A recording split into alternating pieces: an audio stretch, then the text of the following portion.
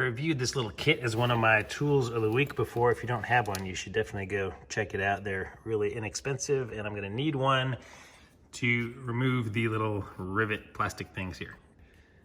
All right, just work my way under a corner and pull it out so this pin presses in to expand these if you've never seen one of these before. So I'm just gonna remove this one, and then there's another one here, one under here, and this one on the other side. That should be enough, I think, to be able to flap this down. All right, there are 2 more in these little indentions here. So once those are removed, you can bend this down.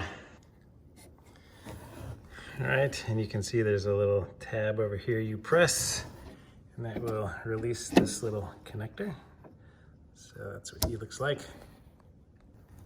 All right, next you see this tab sticking out. It's actually, you press it towards you and it releases this thing right here. So you can see that clips on to right there. So here's your bulb. You can just twist it out and replace it with a new one.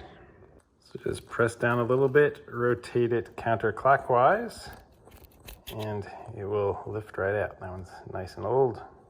And to just grab you a new bulb, one of these will work.